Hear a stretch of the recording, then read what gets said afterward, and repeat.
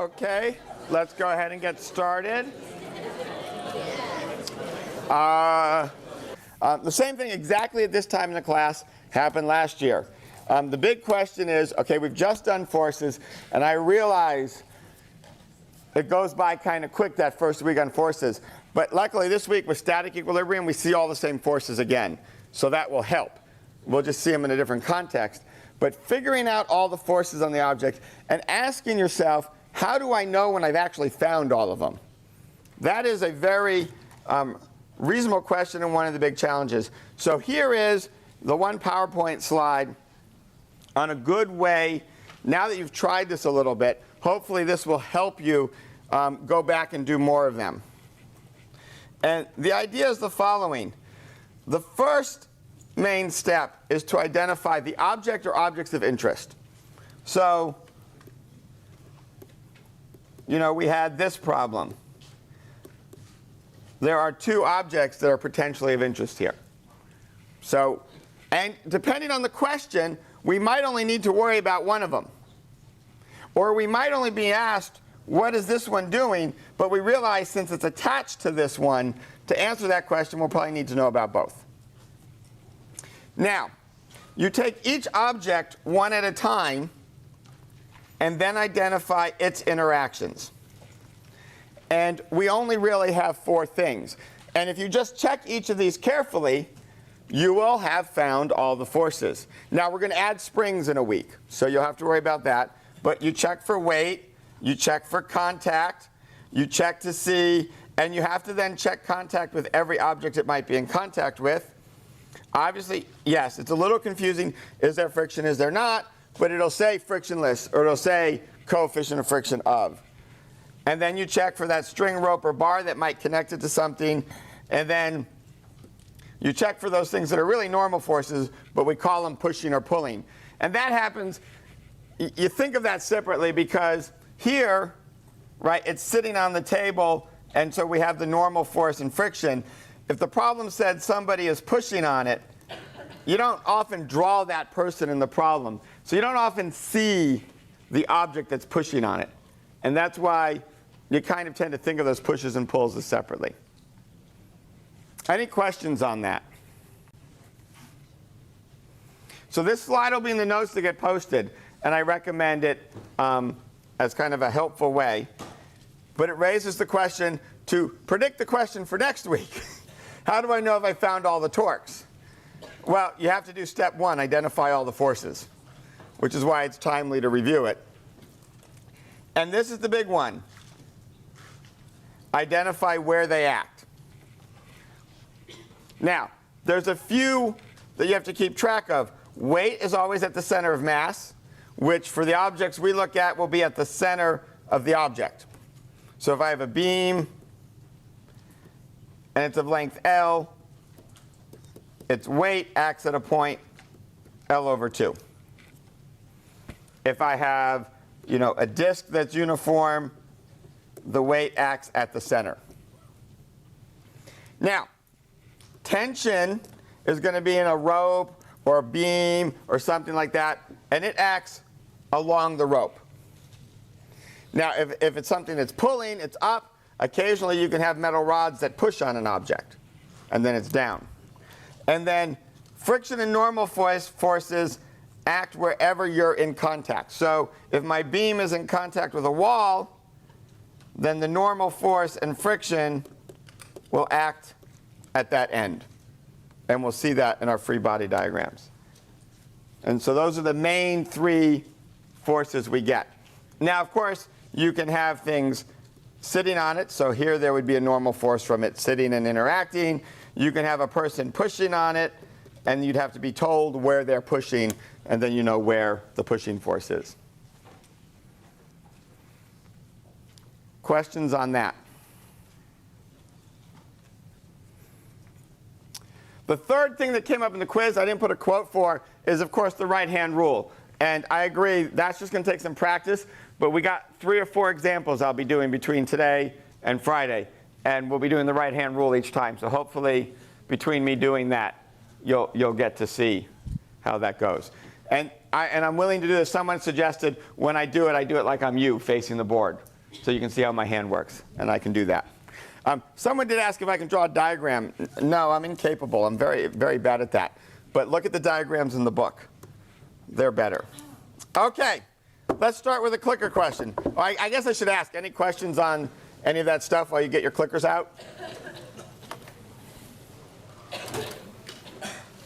Yes? Oh, this light? Sure, I can move it down a lot.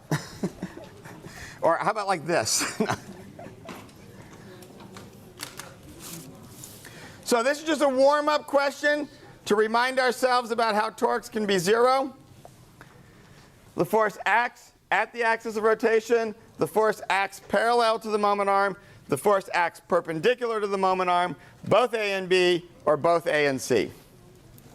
Well, we do have a majority getting it correct. It's both if it acts at the axis where it's trying to rotate, right? Because if you act at that axis, R is 0 by definition, and I can't make it rotate. Think about the door. If you push on the hinge, you can't make the door rotate. And the other one is if we act parallel to the moment arm. So keep in mind, if that's my axis, here's R, here's my axis. If I have a force that is that direction, which is parallel to the moment arm, it won't rotate. Right? That's just pushing in at the edge of the door. If I push on my edge of the door, it's not going to rotate right or left. I have to have a component that's perpendicular. This or that will make it rotate. So the answer to this is D, both A and B. Now, there is a third one. What's the third way to have no torque? No force. Right? That's kind of the trivial way to have no torque. Questions on that?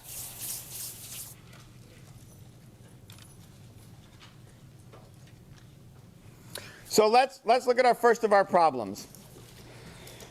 This is the one that was basically on the online quiz, but it's worth going through kind of step by step.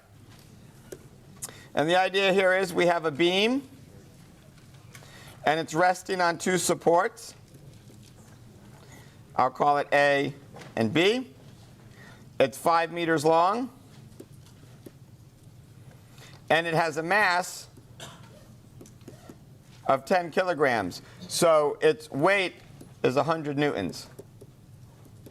10 kilograms times g, 10 meters per second squared. So that's mg. Now, a few things to start getting used to when you're doing static equilibrium is the idea of resting on a support, so it's just sitting there, versus being attached to something. Right? If I'm just resting on something, what is the only way the normal force can point? Up in this case. So there's no other way. I can freely move the beam up, and so F normal equals 0 would mean I lose contact with the support. And Fn has to be up. If I'm attached to something, right, if I physically bolt something in, now the force at this point can go any direction. And I literally mean any direction. You can go up, down, left, right, or at an angle. Right? So this bolt could make a force that way, could make a force that way, could make a force that way, could make a force that way. So physically attaching, I can get a force in any direction. And we'll see a problem like that a little bit later. But that's a key thing to keep in mind as we go to do the problem. Any questions on that kind of setting it up stage? Yeah? How do you know the beam's not slanted? I guess I could have said horizontal beam, but if it's going to be slanted, we'll tell you.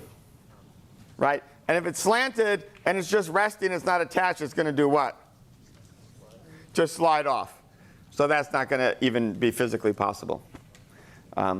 If there's ever As always with a lot of these problems, we try our best to make the English clear. We occasionally fail. So if it's a test and you're not sure, could it be horizontal, could it be tilted, ask. Those are the sort of things we're willing to clarify. So let's go and look at the solution to this.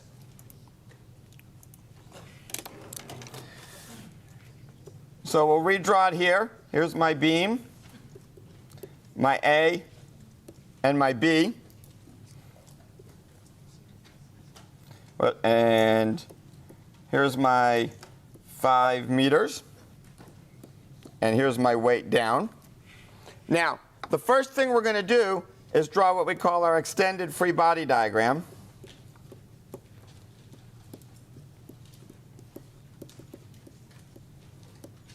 And we're going to make our axes, x, y. And now we use our right-hand rule to make a right-handed coordinate system. My fingers go with x. They curl into y. So my thumb points out. So out of the board is my positive z-axis. And I'll show you a new notation.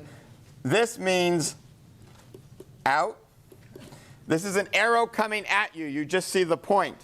If I draw this, in physics it means in. That's the arrow going away from you. You see the little feathers on the end. That's just a convention. Because if I draw the z like this, most of the time you know that that means out. But optical illusions can make that look like it's going in. Or you can have weird visionary things going on. So physicists have invented this for out and this for in. We draw a free body diagram. We have 3 forces. Weight, which is in the middle, so it's 2.5 meters from either end. And I'll just call it FA and FB for the A and B axis. And now we write our forces in the x direction. Well, there's none of those, so that's easy. Our force in the y direction, well, that's FA plus FB minus FW equals 0. We want to find these 2 forces. So notice I have 2 unknowns. So I need at least one more equation. If you recall, this was 100 newtons. It was our mass times gravity, because we know what weight is. Now, here's what I want you to do.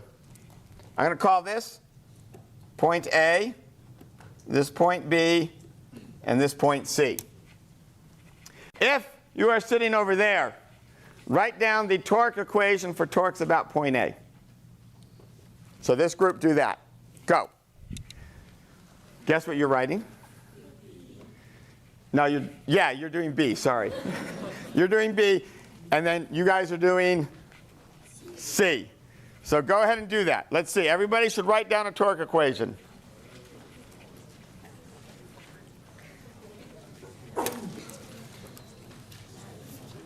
Keep in mind the whole length is 5 meters.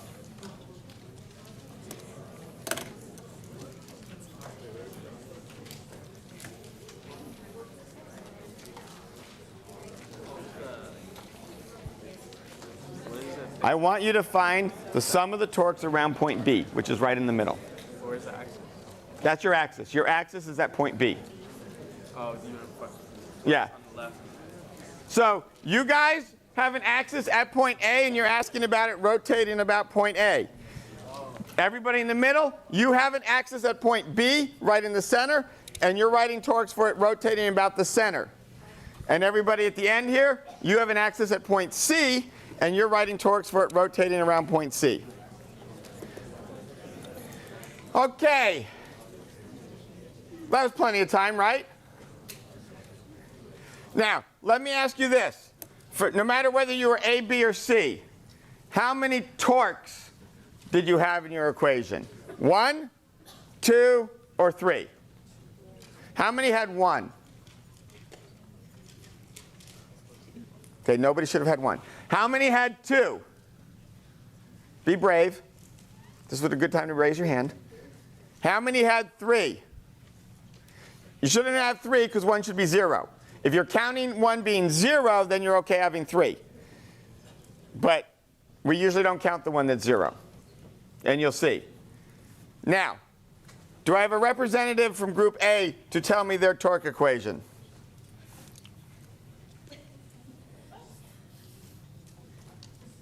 No? No brave souls? Yes? Are we talking about the torque applied just at point A? Or No. This is the torque around an axis at point A. Yeah, not the torque due to the force at point A. Because that doesn't mean anything until I tell you the axis anyway. Right? So this first one, I'm taking this as my axis. Anyone want to give me some torques about that? Okay, well, we'll skip this group. We'll go to the smarter group in the middle. Oh. Sometimes insults work. I don't know. Anybody in the middle want to give me their torque equation? Or are we going for the same level of involvement as group A? There's more of you. Somebody must have gotten it. Yes. Make it a shot.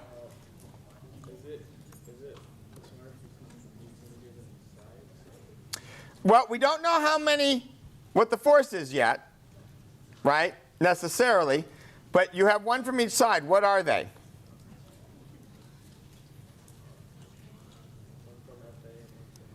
So we're going to have one from FA, one from FB. How do I get the torque? The force times what?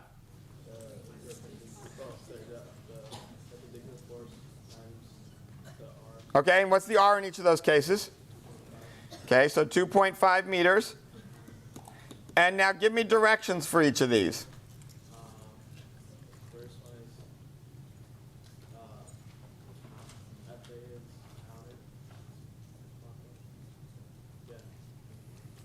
counted. FA rotates that way.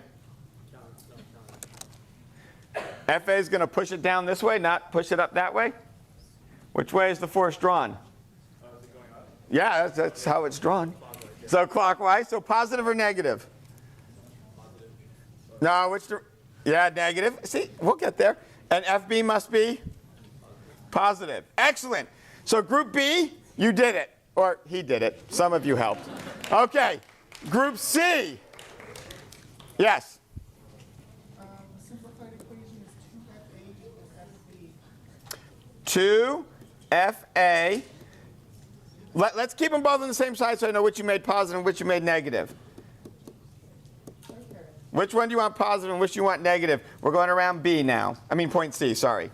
We're doing them on the same side, and it's negative 2.5 FP plus 5 FA plus 0 FC equals 0. Oh, okay, so you actually labeled them slightly differently. Your FB is actually our FW,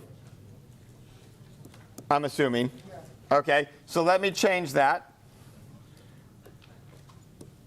Excellent. And so we had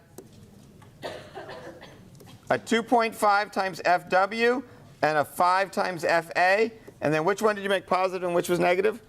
I think I had it backwards, but I made FA positive.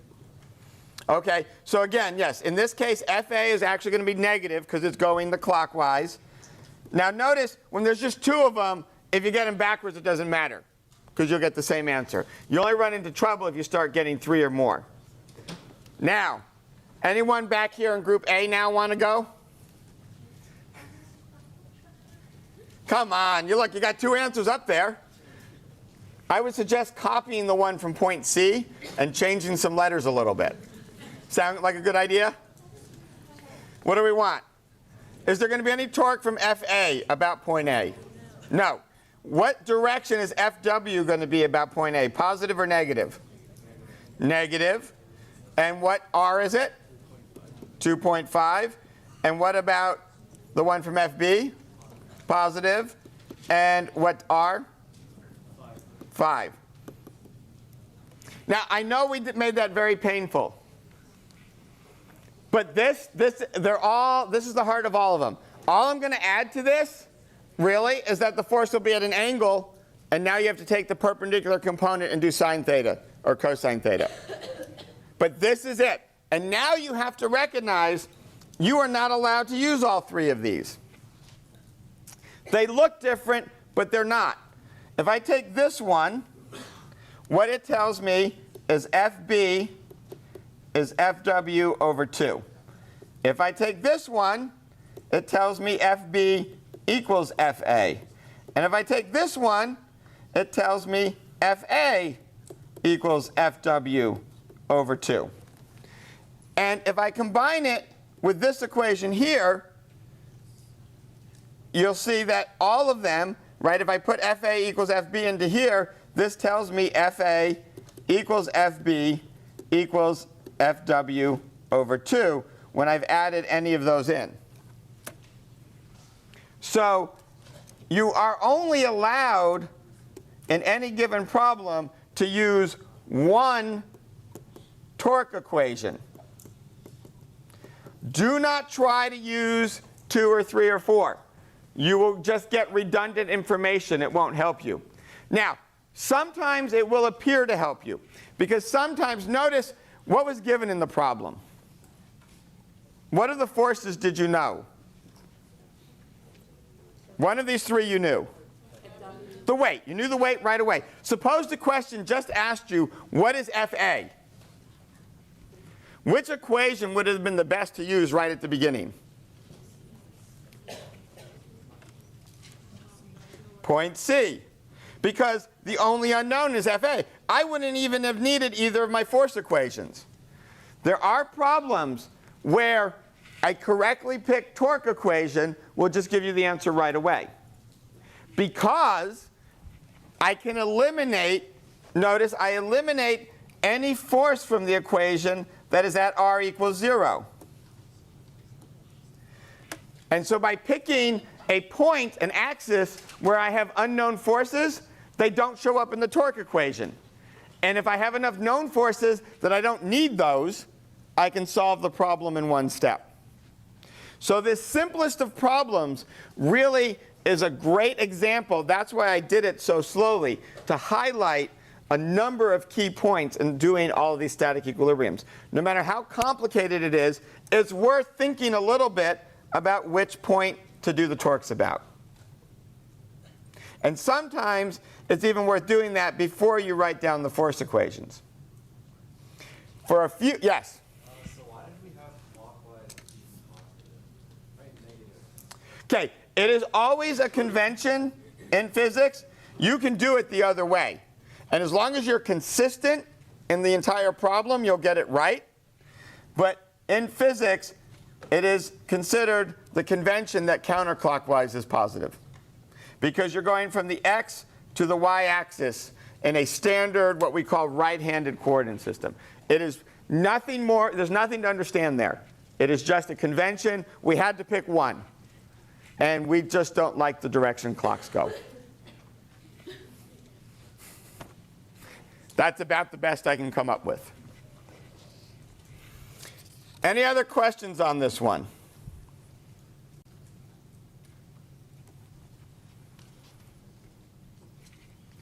Good. Now, let's go to our next problem. Now, again, as I was saying earlier, to maximize your experience in discussion section tomorrow, you want to be as prepared as possible. So for tomorrow, there is one mastering physics problem to go through.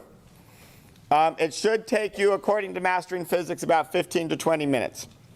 Because it's just a lot of things to click on. But it'll take you through all these right-handed things, getting your torques in the right direction.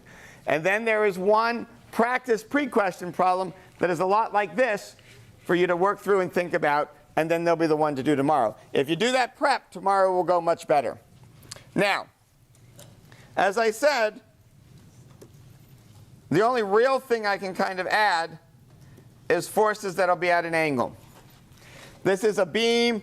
Now, it's supported by a bolt in the wall and a wire that forms a 30-degree angle. So if I'm drawing the free body diagram,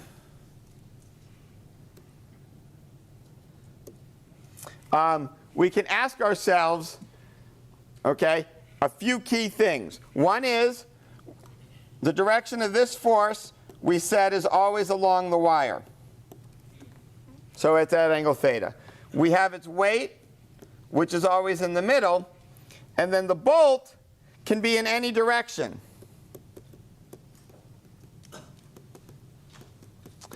And the way we almost always do that is, what do we say about components?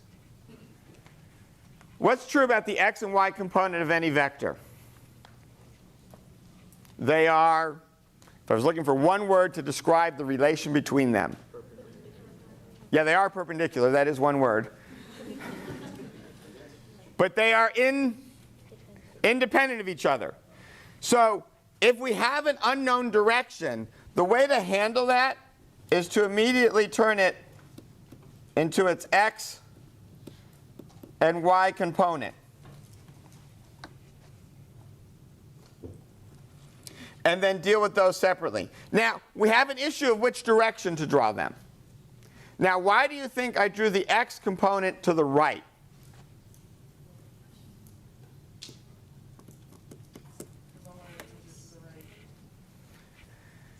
No, not quite.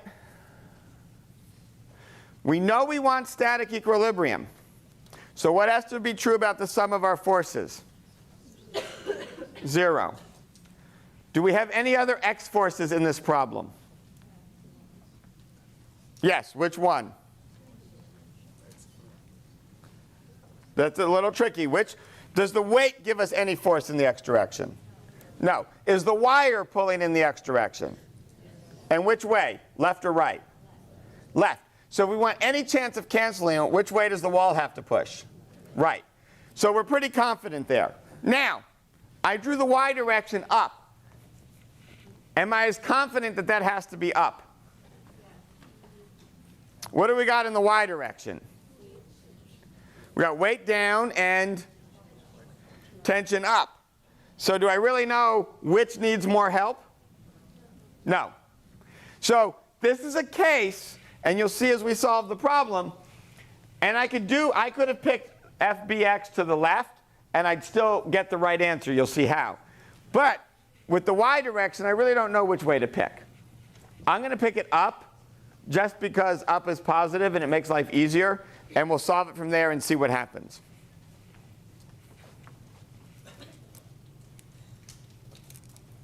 Any questions on that? Now, let's go to a clicker question for this problem. And to help you with the clicker question, I will redraw the diagram.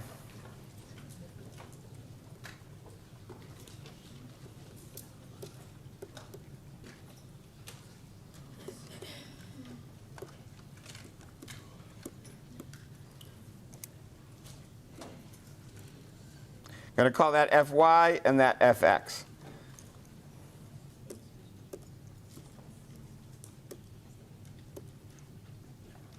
So with this diagram,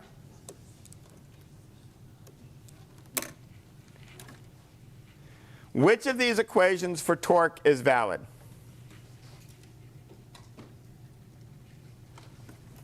Oh, wait, sorry, it shut off. Let's try it again. There we go.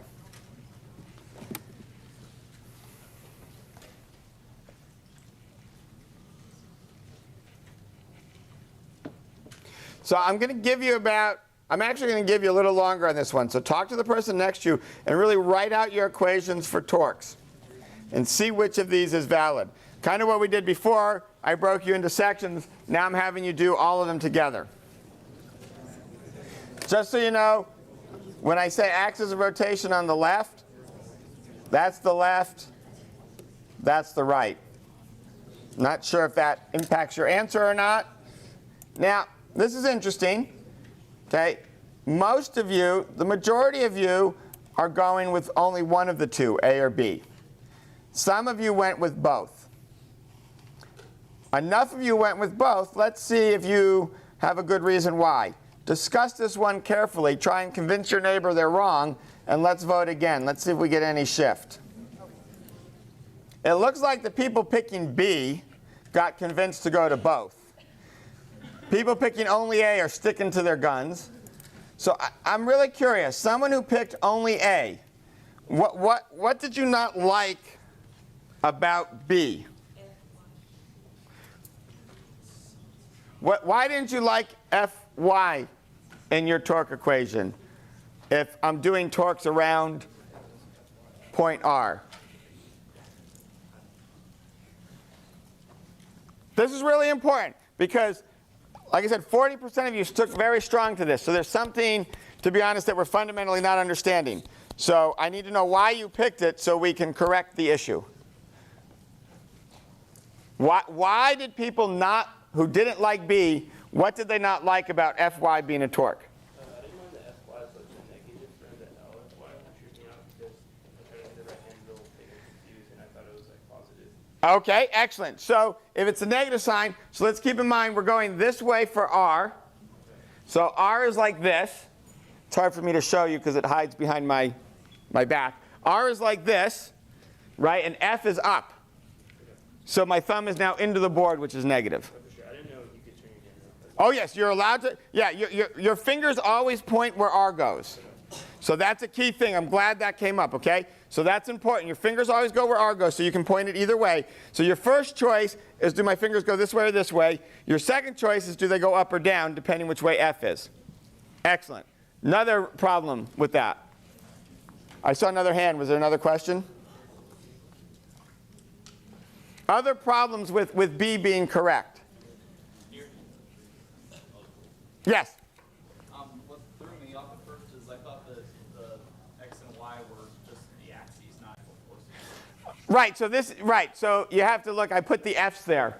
So it's F, Y, F, X. Yeah, no, I can understand that would throw off a little bit. Yeah, those are forces. That's the force from the bolt. In the previous slide, I was a little more clear. I called it B, F sub by, F sub bx. But I realized in my question, I just had F sub y. So I was consistent with the question here. Any other potential issues? Yes? I was confused because how do you have axis of rotation on the right when it's like bolted on the left?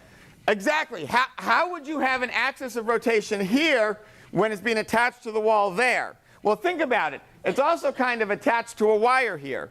So one way it could fail is swinging off the wall and swinging around the wire. That's one way to think about it. But even more importantly, the axis of rotation is a semi-abstract idea. You're allowed to pick any arbitrary point in the object and say, if I held it at that point, how would it rotate around that point? And so I could have picked my axis of rotation like right here. And I would have used all three forces then to compute the torque. We usually don't do that because what is the advantage of picking the axis of rotation at a particular point where there is already a force? You get what? You get rid of that force. That force doesn't show up. So the reason we pick, in this case, the left, the right, or possibly the center, I didn't do that in this case, is those are the three places where there's a force. And notice, if my question was, what is the tension in the wire, would you pick A or would you pick B to do torques? How many people would pick A if the question was, what's the tension in the wire? Great. You should all have your hand up. Let's try that. How many people would pick A? Now, why would you pick A? Can you just solve the problem now? Do you know M and G? Yes? Do you know theta? Yes? So I can solve for T because I can cancel out the L's. Notice I didn't, this is again, be aware, and this is why I'm doing it, and a lot of it in variables. In this case, L would just cancel. So I wouldn't even have to tell you how long the beam was because it would drop out of the problem.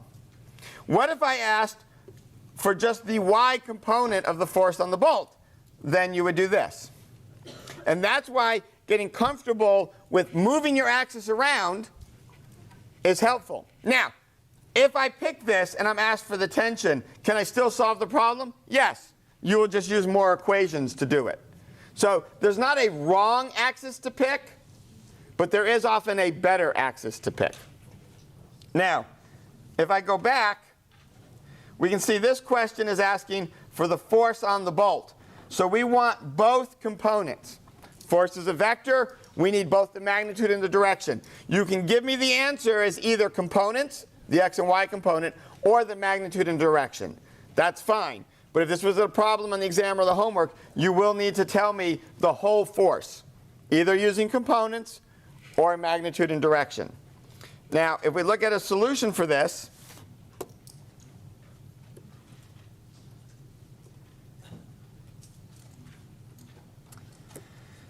So we had our beam, and our forces were, we'll call it F sub by. We'll go back to the bolt notation. F sub bx. We had F tension, we had theta, and we had Fw.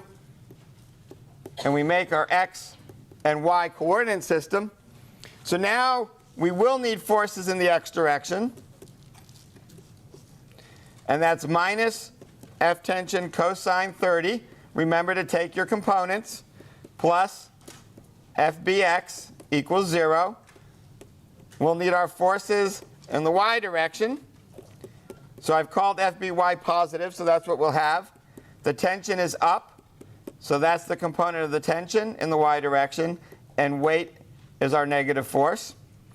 And we need our torques. And I'm going to do it about point A.